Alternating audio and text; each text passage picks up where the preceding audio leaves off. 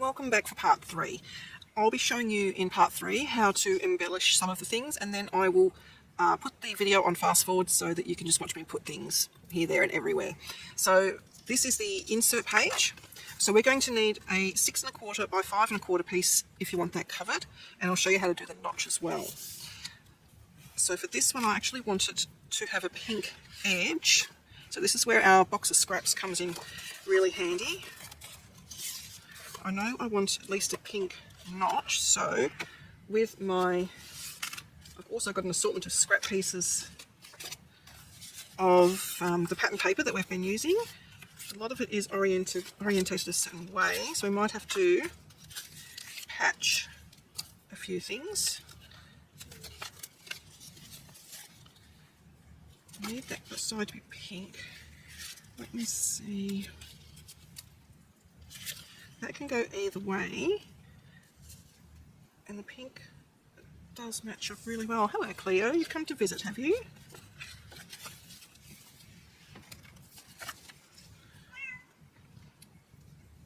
That actually works quite well. I think I might just need another piece of small pink for the notch. So I'm going to actually cut my tab piece first.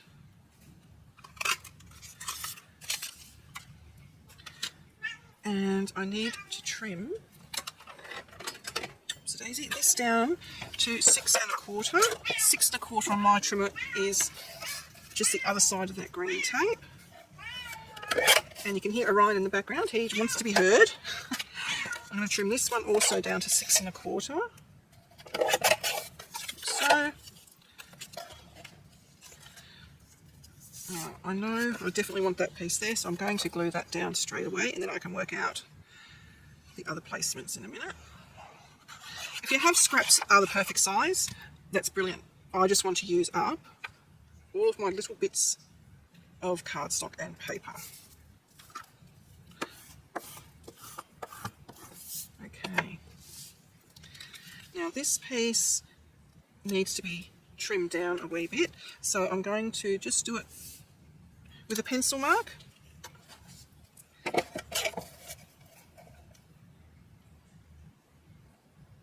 And trim that down. Make sure that it fits. It does. Glue that down. Oops, daisy. Don't drop it. Until I've been going at this for a few days now. And I'm going to line that up with that one. Like so. And now the notch I want to pop there, but I want it to actually be matted. So I'm going to trim following the lines that are already there for me.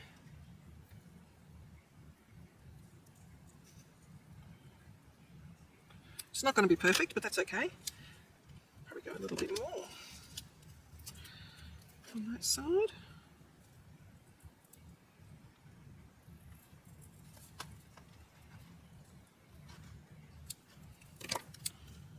That's pretty good. So again, I'm going to just line that up and then mark with my pencil where it actually meets the other pink bit. Now this is going to be fiddly. Just got to manoeuvre it into your trimmer, or you can do it by hand if you have a good eye.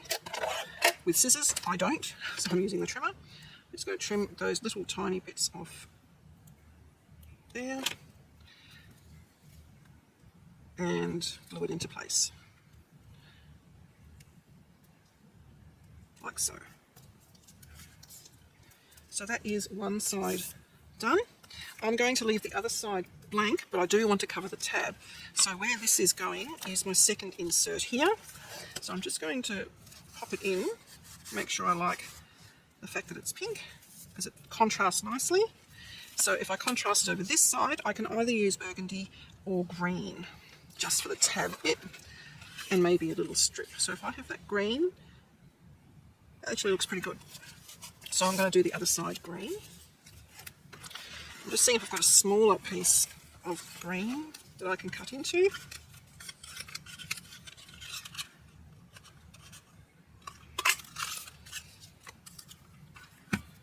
again, we're going to trim it.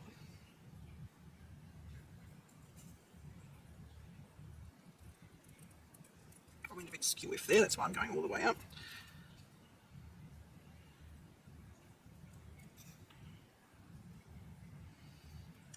Okay, how does that look?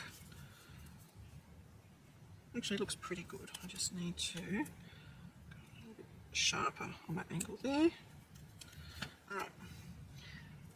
Now I don't like that colour on its own there, so I'm just going to put a really small strip of something that will match in nicely with it. It's too much pattern on that one. And they are all directional. I might use a piece of that. So I don't need it to be very wide. I do need it to be 6 1/4 in height. So I'm just going to guess how much I want just by looking at the edge of my guillotine and the paper there. I only want a small strip, so probably that much is fine. And make it 6 1/4. So, yep, that looks pretty good to me. You can cover the whole thing. The back of these, you can either put photos or it's a really good spot to do journaling.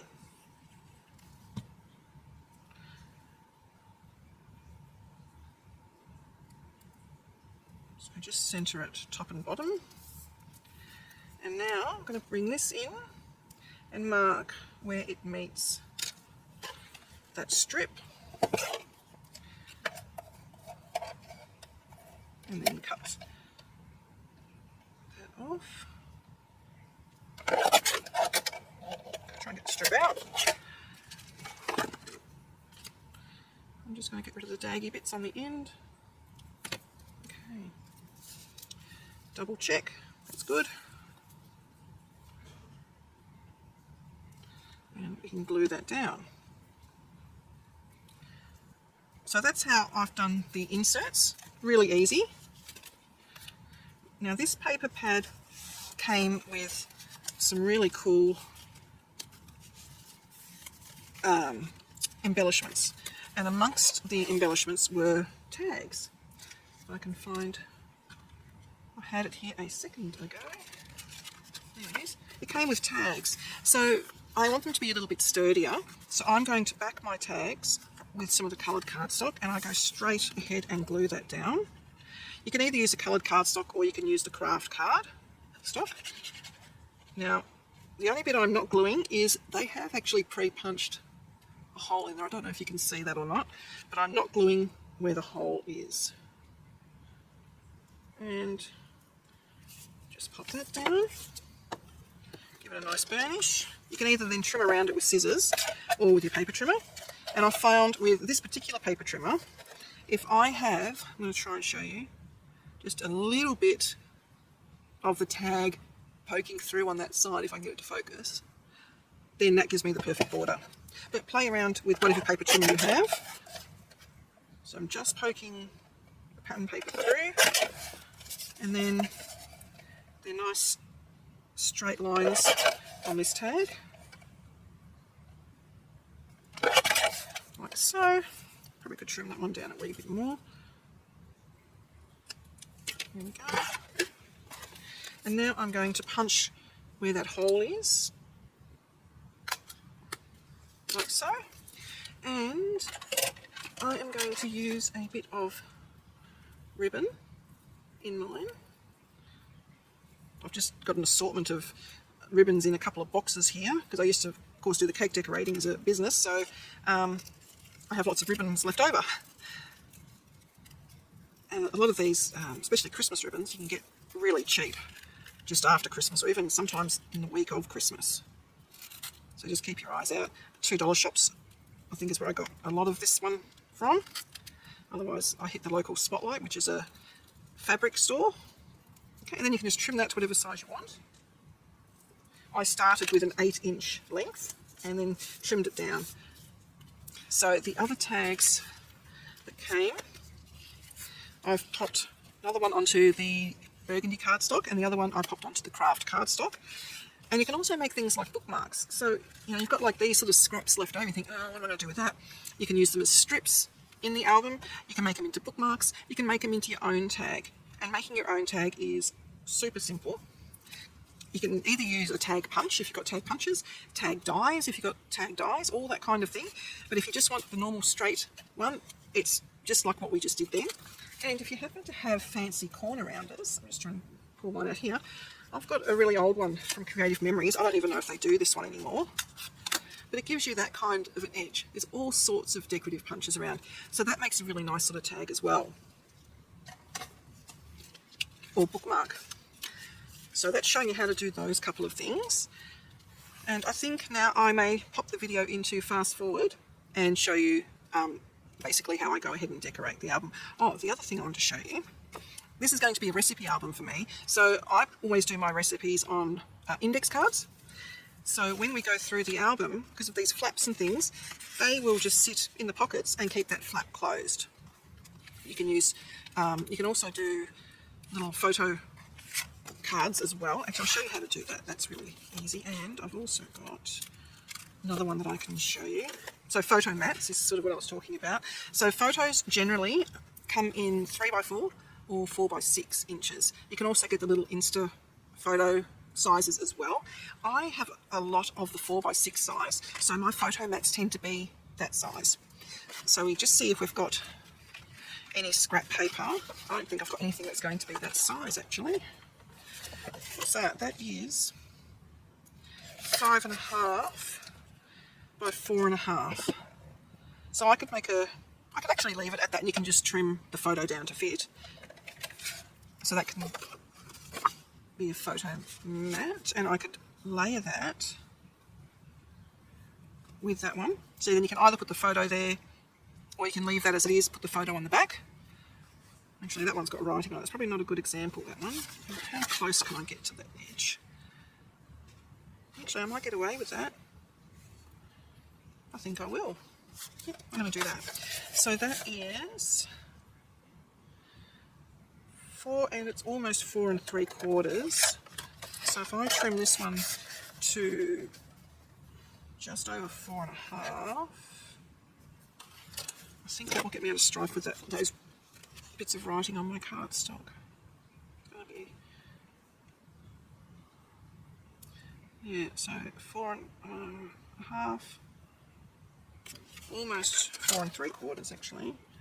So that's 5. That's okay. Let's try that. We can always trim down more if we need to. Yep, I need to trim down a bit more. That's okay. Just a smidge. See how we go there.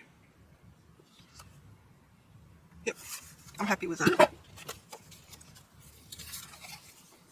And these are really good if you've got a lot of photos you need to put into an album and you don't have enough pages in your album. You can put the photos on these photo mats and journal on the back, or you can use these as journaling cards to go along with your photos in your album. You can also put in, if the album is for a birthday, you can pop in birthday cards that you received, which is really nice for things like weddings, engagements, babies, and the first few years of a child's life when you tend to keep everything. So that is the photo mat. So that as well can slot into your pockets as well, and also into the pocket we made with the waterfall. Now the other thing I want to show you is a photo booklet. Now I may need to delve into one of the other pages I ripped out. Hi Cleo, I need that space please. Oh, and Orion, okay. So I'm just going to trim off that edge. Hey, guillotine guys, come on, not safe. Okay, so this is 8 by 7.5. So what I might do is on the 8-inch side, I'm going to score it at 4 inches. So we're scoring it in half. I'm just using my mini trimmer because I've got cats everywhere. 4 we said, didn't we? I know it looks weird at the moment. Trust the process. I'm then going to fold that on that score line, if I can actually get to see what I'm doing with these guys. You can tell it's within the hour to them getting their dinner, can't you? So now we have a little booklet. So we can just trim that down to whatever size we want. So we've got 4 across. I might trim it to 6.